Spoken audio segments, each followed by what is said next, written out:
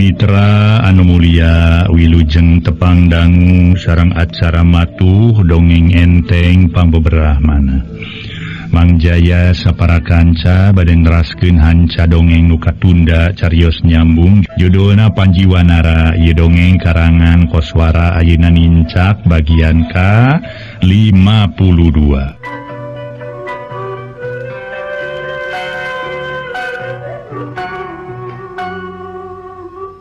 Para wargi dongeng parantos dugi nyaeta Patih Kunjaya ngangkat diri jadi raja. Malah sabada jadi raja atuh para mitra sadaya kahayang na teh minculak. Make hayang ngawasa nagri-nagri deungeun. Malah make hayang disebut maharaja. Kitu cenah para mitra sadaya ieu dongeng judulna Panjiwanara urang teraskeun. Harita para wargi berai panto karaton muka breh aya saurang prajurit. Haritanya ketan ka Patih Kunjaya nu ayeuna geus jadi raja. Gek biuk andi prek dihanap cedok nyemah meni antel jeung indung suku. Pangapunten sun. Ye jisim abdi kaula nun.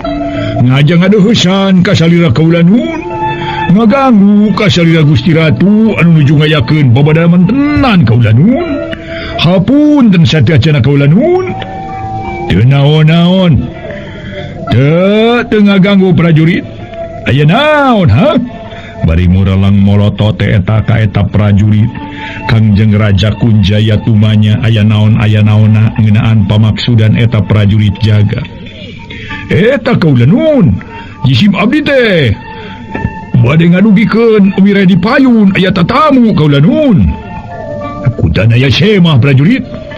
Yaktos kaula nun. Saha jeung urang mana? Gusti Patih Wilaseta kaula nun ti nagara Paripari kaula nun. Ngahaja saurna teh bade kaula nun. Tong make kaula nun wae atuh ngobrol teh maneh teh. Nu bener we segala kaula nun. Cekang jeung raja. Aduh. Yo, sakecap kaula nun. Aduh, ampun deui. Jadi naon kitu. Mangga para mitra sadaya atuh harita teh. Ka prajurit teh ngalaporkeun. Mawi ngahaja saurna teh. Bade ngadeutan ka pangersa di dieu, patali aya kaprayogian kitu kaula nun Gusti. Oh. Jadi kitu nya. Halus. Halus kabeneran we nu aya. Bobok manggih gorowong. Dengar cadas manggih emas. Aya jalan komo mentas. Waduh. Kieu pibaseuna teu beureun euy. Prajurit. Sumuhun kaula nun, naon maksana kaula nun? Heueuh. Pokona mah ye tanyakeun we tah ka Mamaresi. Laras Raden, mobok manggih gorowong. Aduh. Aya cukang pikeun mentas ieu mah ye. Prajurit daud timalan kaula Gusti. Cedok eta prajurit nyemah pohara hormatna. Gancang tebungan deui Patih Wilaseta. Tuluy sina ka dieu nya. Ayeuna kaula nun. Nya heueuh atuh moal nya isuk pageto si ari maneh. Make nanyakeun segala rupa ha. Keur bawa ka dieu ditungguan ku kula kitu ha. Sumangga kaula nun di kandunna kaula nun. Bral. Prajurit nagara harita keneh kaluar ti karaton kebat nepungan Patih Wilaseta anu nuju ngantosan di buruan karaton. Sakedeung oge eta prajurit geus aya di buruan karaton. Geus patepung sinareng Ki Patih Wilaseta anu ngahaja diutus ku Kangjeng Raja Ageng Malela. Nu ayeuna nuju ngantosan di tapal wates nagara. Sabada prajurit aya payuneunana lajeng we ditaros ku Patih Wilaseta. Dibarengan kumanahna nu pinuh ku kapanasaran. Kumaha cenah ki prajurit naha meunang atawa henteu? Kaula ngadeuheusan ka Kangjeng Raja.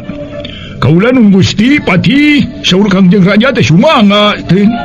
Ayeuna keneh salira Gusti Patih kantenan we diajeng-ajeng pisan kaula nun. Diantos sunat kaula nun. Oh nya syukur atuh lamun kitu mah. Kula ge ngarasa regreg tur sugema. Ngarasa bunga ari heueuh ikitu mah. Ditungguan ku pihak pribumi ayeuna kenehnya. Heug atuh Permisi prajurit, ayeuna keneh kula sejang adeusan ka anjeunna prajurit. Sumangat kaula nuhun. Wilujeng adeusan we. Mugi tiasa hasil sagarupi pramaksa dan salira Gusti kaula nuhun. Ki prajurit. Nuhun kerampang duana. Engke tepung deui merenya jeung kulanya. Mangga sun wilujeng angkat kaula nuhun. Sabada pamitan sakali deui ka eta prajurit anu jaga di buruan karaton. Lajeng bae Kipatih Wilaseta harita lumebet deui ka karaton. Sabada uluk salam teras we nyaketan gek calik payuneun Kangjeng Raja Kunjaya. Nganya kitu najan nyage ti payuna kantos tepung sinareng Kangjeng Raja Rangga Pandika, tapi da teu lami. Jadi Kipatih Wilaseta teu apaleun mana Raja Rangga Pandika, mana Kipatih Kunjaya. Malah nyangkana ka Raja Kunjaya teh nyangka Raja Rangga Pandika atuh cedok nyembah ke Patih Wilaseta teh baripokna. Kaula nuhun Gusti Prabu sumangga jisim abdi. Patih Wilaseta utusan ti Kangjeng Raja Prabu Ageng Malela kaula nuhun. Ngadeuheusan ka salira Gusti Prabu kaula nuhun. Langkung ti payun nyangakeun sembah kawilujengan ka salira mugi tiasa katampi kaula nuhun Gusti. Katarima Kipatih Wilaseta. Syukur anika ayeuna geus rawuh ka hareupeun kula. Sareng ieu mamarasi minangka sesepuh nagara. Pokna Kangjeng Raja Kunjaya bangun anu reueus naker. Lantarannya didinya aya saurang sepuh bari atuh katingalina minangka sesepuh nagara. Siga lain jalma samanea nu matak cedok nyembah Kipatih Wilaseta teh karsi raksa bungkayak bari pokna adab naker. Kaula nuhun ki sepuh hapunten ieu jisim abdi. Parantos kumawantun ngadeuheusan kalayan ti payun nyangakeun sembah sungkem kawilujengan ka salira kaula nuhun. Mugi tiasa katampi kaula nuhun. Katarima euy. Syukur anika geus ngajenan ngahormat ka kaula. Minangka sesepuh Kangjeng Raja nu jadi panasehat anjeunna dina ngoni ngolah nagara ngaheuyeuk dayeuh di negeri Mandalawangi kitu. Hatur nuhun kaula nuhun jisim abdi kantenan ngaros bingahna nu taya papadana kaula nuhun. Wirehna dongkap ka karaton negeri Mandalawangi kalersan Kangjeng Raja nuju aya nya kitu disarengan ku mama sepuh. Bisinya mah aya keperluan atawa aya kepentingan prak geura caritakeun. Sok geura caritakeun.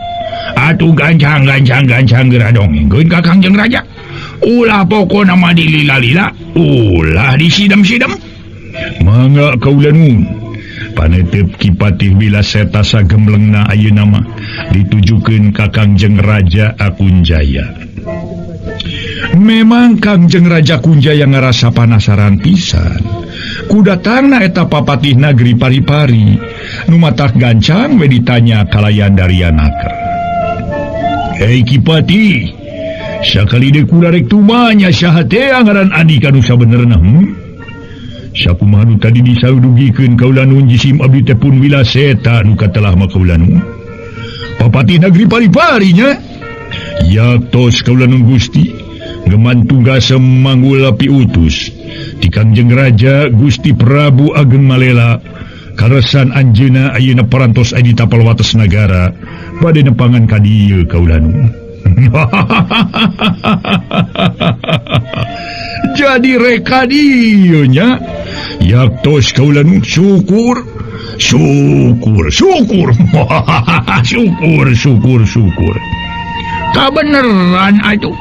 Kabeneran. Kabeneran pisan eta mah. Nya memang kabeneran pisan atuh mamarasi. Aduh kabeneran pisan nu kieu nu disebutkeun. Nyaeta nu nggar cadas mangi emas bobok mangi korowong teh mamarasi. Pangapunten nu pisalire teh Gusti Prabu Rangga Pandika teh sanes. Mantuna Kangjeng Raja Ageng Malela kitu. Kituna teh Kipatih Wilaseta teu pohara seukeutna. Bari manahna hayang apal nya kana kaayaan eta raja. Lantaran anak di tengah diinget-inget bet asa beda jeung baheula. Ai Kangjeng Raja mah katingali atuh rada atuh berseka tapi nah ieu patih katingali teh meuni camut-mut. Maklum pagawean ngan nginum jeung minum nepi kana mandi jeung sare. Meuni molotot bari nyentak Prabu Kunjaya harita barang ngadenge pananya Patih Wilaseta.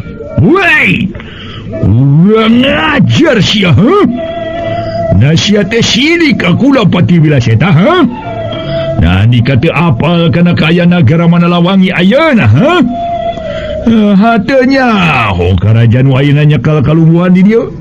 Nu Nyakrawati ngabahu denda dieu nagara. Natenya, kerajaan wayna nyekal kalungguhan, Nu ngawasa jeung kumawasa di negeri Mandalawangi ieu. Nah pura-pura teu nyaho anjeun, Ngaso heula para wargi sadaya. Ngaso heula, ngaso.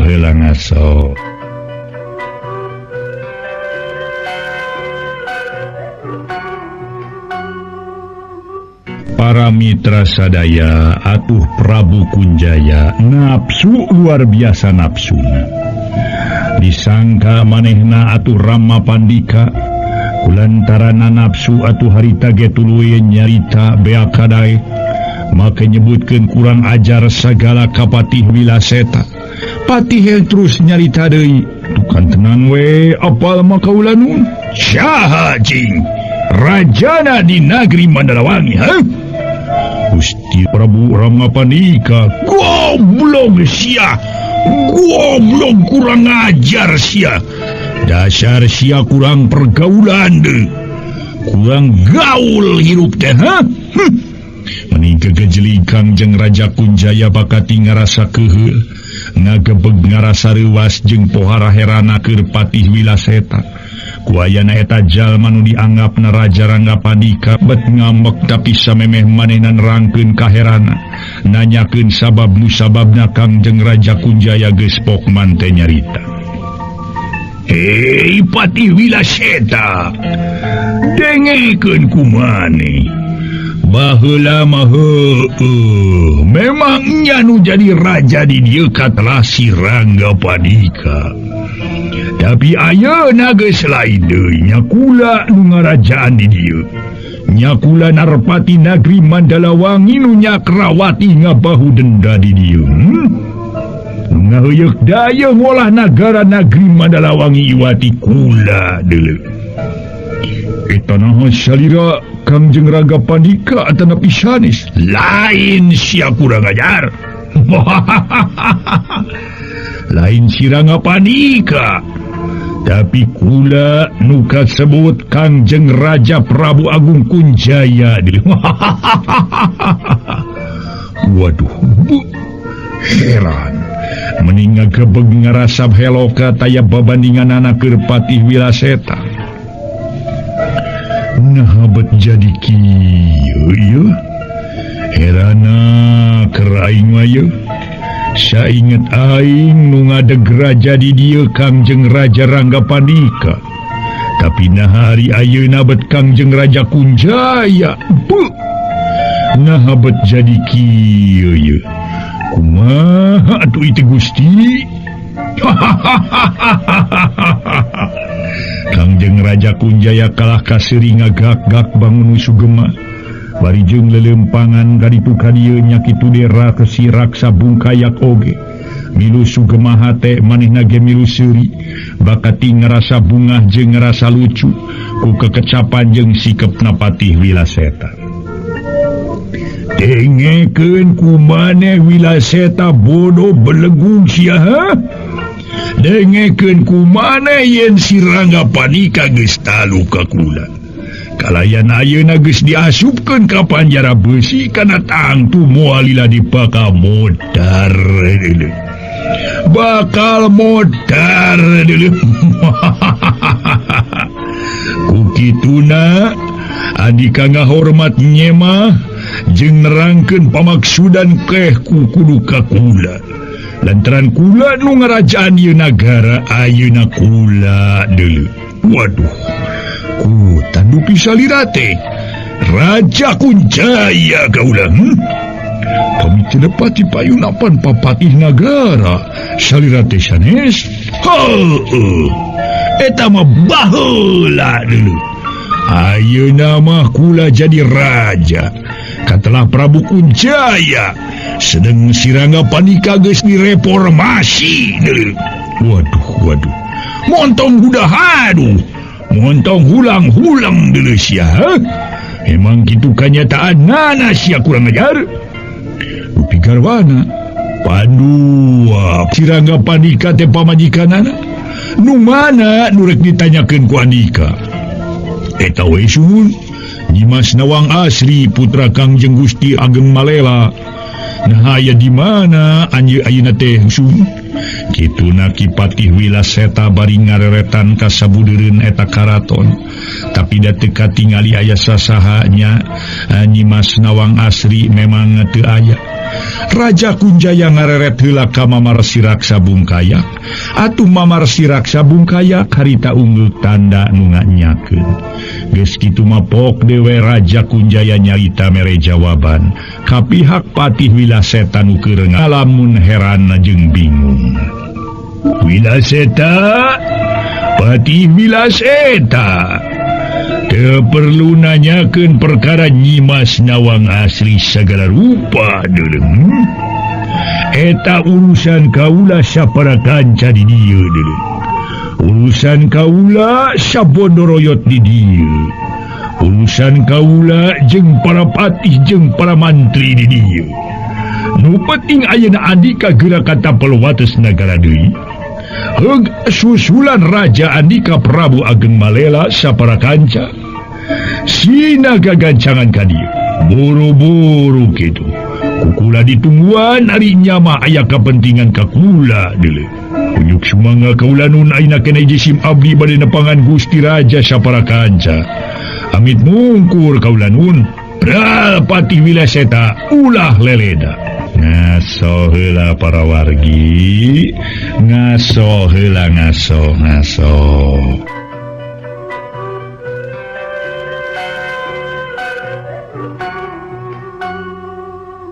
Prabu Kunjaya harita nyarita deui.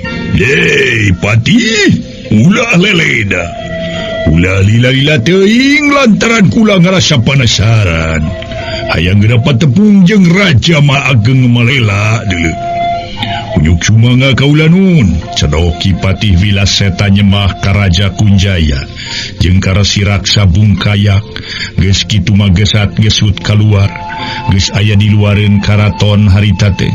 Terus we pamitan ka prajurit jaga. Celak naek kana tonggong kuda, beretak kuda ditegarkeun tarik naker. Maksa kedeung ge geus jauh ninggalkeun puseur dayeuh nagri Mandalawangi. Ari Kangjeng Raja Kunjaya sabada ditinggalkeun ku Patih Wilaseta teh guntreng we ngayakeun babadamian rerencepan jeung Mamarsi Raksa Bungkayak. Kareungeun pokna Kangjeng Raja Kunjaya nyarita darianaker ka Mamarsi Raksa Bungkayak ngan lalaunan da baisika kareungeun kudu jaga di luar. Mamarsi, ayeuna urang kudu nyieun pitapak ieu. Sangkan caina herang laukna beunang Mamarsi. Panuju. Panuju memang kudu kitu. Ngarah Raja Ageng Malela saparakanca bisa cilaka sakaligus. Engke mun manehna geus daratang ka buruan karaton, urang jiret jeung urang ngapentang ku panah Rusia nu ngandung racun matak pae. Mun geus beunang kabeh nu hirup diasupkeun ka panjara. Hari nu geus pae mah nya urang balangkeun we ka walungan gede. Kumaha tau upama kitu Kangjeng Raja? Na satuju atawa henteu kira-kirana? Pokna Resi Raksa Bungkayak nyaritana sumanget naker. Kuayana usua ti Resi Raksa Bungkayak saperti kitu. Puguh bungaheun naker ke Raja Kunjaya mah nu matak gancang we ngawalonan. Halus pisan rencana teh mama. Kula memang satuju jeung panuju naker. Memang kudu kitu sigana mangara hasilna alus jeung nyugemakeun. Malaina keneh mamaresi kudu nugaskeun ka para prajurit pinilih jeung ponggawa anu garaga keur nyiapkeun pakarang. Kabeh pakarang kudu make racun ngarah mata kepaeh. Pokona sakurang-kurangna ngerah nu kabeunangan baris ngalaman tatuparna. Racun mah racun naon we? Rek racun orai senok, rek racun kalajengking, rek racun babakaur, teu urusan.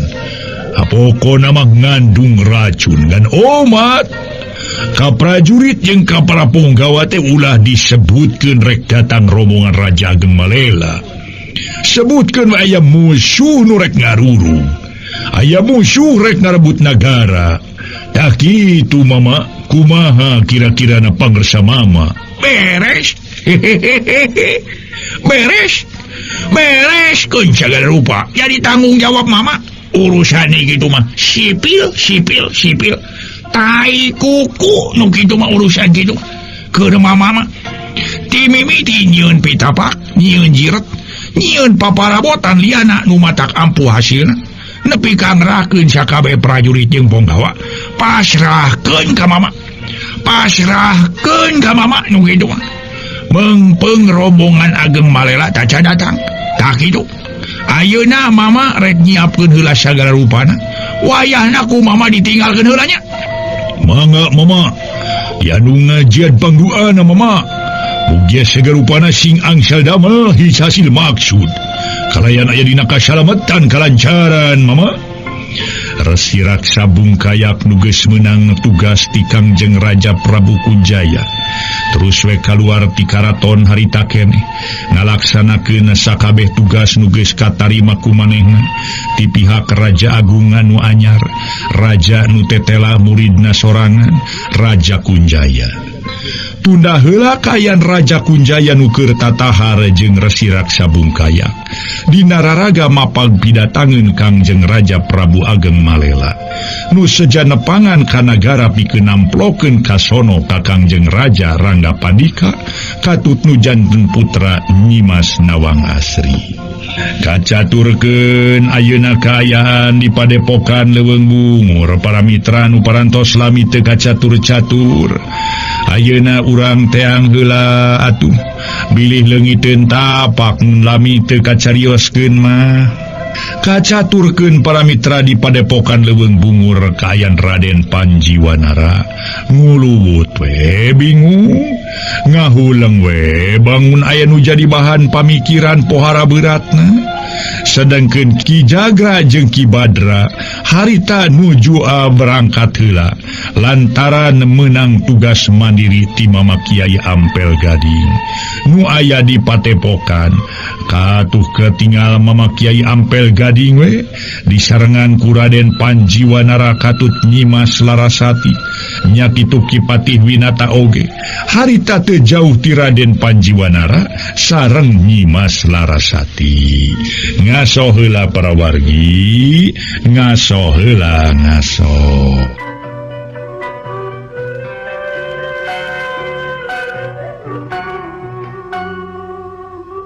Kaum dangu kuayana kaayaan Raden Panjiwanara ngan ngahuleng bae ngadatangkeun kaheran sareng kapanasaran oge pikeun Mama Kiai Ampel Gading nu mawi lajeng bae anjeunna sasauran lirihna keur sareng pinuku kawijaksanaan. Raden Panji anaki geus ulah nguluwut wae Raden, ulah bingung teuing. Lantaran mama ge apal yen hidup teh kana tangtu ngemutan nu janten ibu, kalih nu janten rama Raden. Raden Panjiwanara nu masih keneh wujudna monyet, bari semununa langsa enggal wae ngawalon. Eyang, memangnya Panji teh emut wae ka ibu sareng ka ama.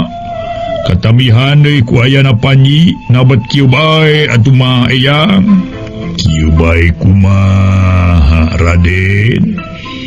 Kieu wae obat jadi wae monyet. Atuh nyilaras supan kuya keneh we. Ya panji sereng laras janten deui jalmi teh atuh eyang. Muga ulah kapalangnya sobar anaki. Lantaran teu dugi kana waktosna pikeun hidup mulang deui jadi manusia. Wayahna bae heula ulah waka pegat pangharepan, ulah putus asa. Eyang apanan teu cicingeun terus semelaan, terus narekahan kana kaayaan hidup. Ancan darida sasauranana Mama Kiai Ampel Gading pinuh kanyaah sareng kadedeh ka Raden Panjiwanara. Leres Raden, ulah kapalangnya sobar Raden anaking. Angur urang sasarengan kumanyatkeun doa ka mantena. Sangkan sagarupi nu diteda, sagarupi nu janten pamaksudan urang tiasa ingat tinekanan kasep. Pokna Patih Winata deui sami ngabeberah ka Raden Panjiwanara kalih ka Nyimas Larasati. Waktosna seep.